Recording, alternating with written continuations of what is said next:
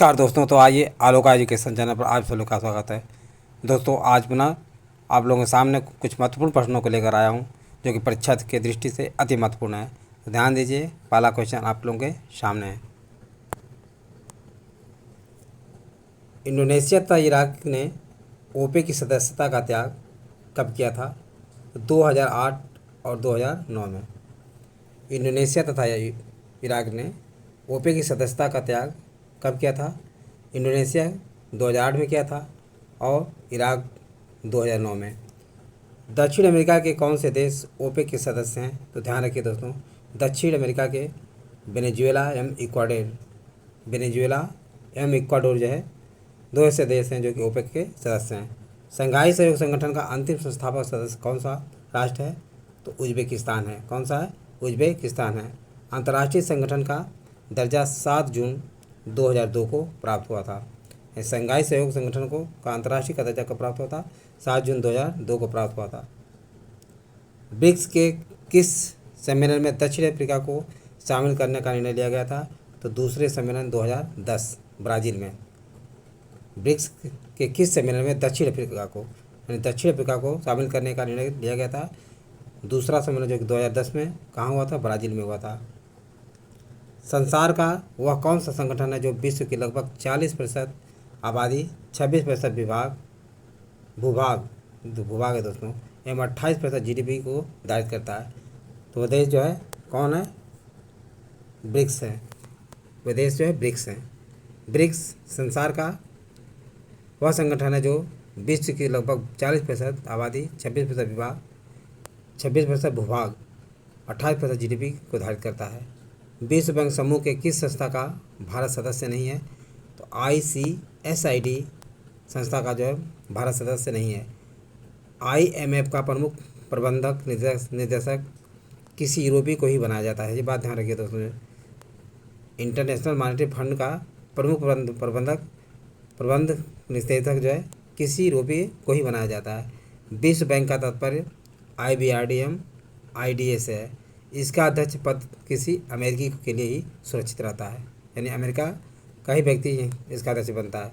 एशियाई विकास bank ADB का अध्यक्ष भी परंपरा के से कोई जापानी ही नियुक्त किया जाता है। एशियाई विकास बैंक ADB का अध्यक्ष भी परंपरा से कोई जापानी ही नियुक्त किया जाता है। नेक्स्ट, सार्क कृषि केंद्र कहाँ स्थापित किया गया है? तो ढाका बांग्लादेश में दोस्तों जो है सार्क कृषि केंद्र स्थापित किया गया है। सार्क मानव संसाधन विकास केंद्र स्थित है कहाँ है? इस्लामाबाद पाकिस्तान में। सार्क मानव संसाधन विकास केंद्र जो है इस्लामाबाद पाकिस्तान में है और सार्क कृषि केंद्र ढाका बांग्लादेश में है। देश के प्रथम मुस्लिम मुख्य चुनाव आयुक्त कौन थे? तो डॉक्टर शहाबुद्दीन याकूब कुरैशी। डॉक्टर शहाबुद्दीन याकूब कुरैशी दोस्तों जो है देश के प्रथम मुस्लिम मुख्य चुनाव आयुक्त थे। भारत के प्रथम महिला मुख्य चुनाव आयुक्त कौन थी? तो श्रीमती BS रमा देवी जो है भारत की पहला मुख्य चुनाव आयुक्त थी। किस संविधान संशोधन द्वारा केंद्रीय मंत्रिमंडल के आकार का लोकसभा के कुल सदस्य का 15% तक सीमित कर दिया गया था? तो 91 संविधान संशोधन के तहत। कौन सा अनुच्छेद संसद द्वारा किसी नई व्यवस्था के न किए जाने पर 15 वर्षों के उपरांत अंग्रेजी को संसदीय भाषा के रूप में छोड़ने की व्यवस्था करता है? ध्यान रखिए दोस्तों, कौन सा अनुच्छेद संसद द्वारा किसी नई व्यवस्था के न किए जाने पर 15 वर्षों के उपरांत अंग्रेजी को संसदीय भाषा के रूप में छोड़ने का व्यवस्था करता है? तो अनुच्छेद 120(2). अनुच्छेद 120(2) दोस्तों जो है नई व्यवस्था के न किए जाने 15 वर्षों के उपरांत अंग्रेजी को संसदीय भाषा के रूप में छोड़ने की व्यवस्था करता है।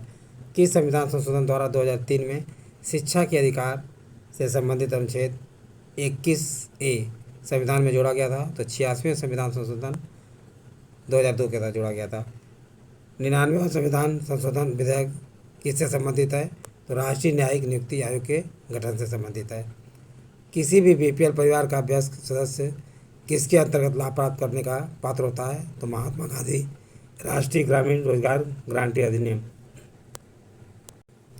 भारतीय संविधान के अनुच्छेद 344 के अंतर्गत प्रथम राजभाषा आयोग का गठन कब हुआ था?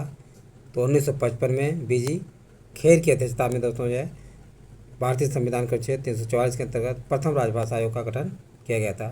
फैजाबाद से विद्रोह कर रहे किस क्रांतिकारी को पकड़ने के लिए अंग्रेजों ने 50,000 का इनाम रखा था?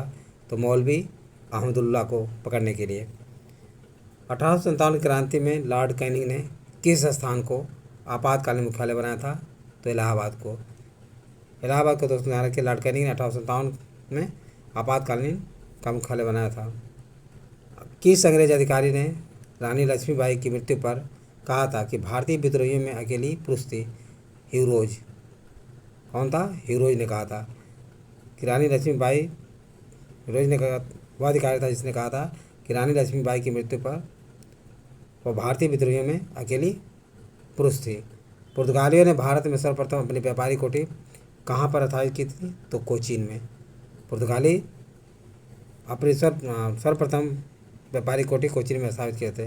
कर्नाटक का उत्तराधिकार का युद्ध कब लड़ा गया था और किस संधि के द्वारा समाप्त किया गया था? तो 1749 से 1754 ईस्वी में कर्नाटक का उत्तराधिकार युद्ध लड़ा गया था, जो कि पांडिचेरी की संधि के द्वारा समाप्त किया गया था। किस संधि के माध्यम से अंग्रेजों को बंगाल, बिहार और उड़ीसा की दीवानी प्राप्त हुई थी? तो इलाहाबाद की संधि 1765 ईस्वी में दोस्तों जो अंग्रेजों को बंगाल, बिहार और उड़ीसा की दीवानी प्राप्त हुई थी। किस संविधान संशोधन के माध्यम से यह प्रावधान किया गया है कि एक राज्यपाल को एक से अधिक राज्यों का राज्यपाल नियुक्त किया जा सकता है? तो 7वें संविधान संशोधन अधिनियम 1956 के द्वारा। नेक्स्ट, किसी राज्य के राज्यपाल द्वारा जारी ऑर्डिनेंस का अनुमोदन होना आवश्यक है? किसके द्वारा? राज्य विधायिका के द्वारा 6 सप्ताह के भीतर अनुच्छेद 213 के तहत। किस समिति की सिफारिश पर आंध्र प्रदेश राज्य में 3 राजधानियाँ निर्मित की गई? तो GN राव समिति के सिफारिश पर। अमरावती विधायी राजधानी बनी, विशाखापत्तनम कार्यकारी राजधानी और कुर्नूल न्यायिक राजधानी बनाई गई। राज्य विधानसभा में आंग्ल भारतीय समुदाय के लिए प्रतिनिधित्व का प्रावधान भारत के किस संविधान संशोधन द्वारा समाप्त कर दिया गया? तो 104वें संविधान संशोधन द्वारा 25 जनवरी 2020 को समाप्त कर दिया गया।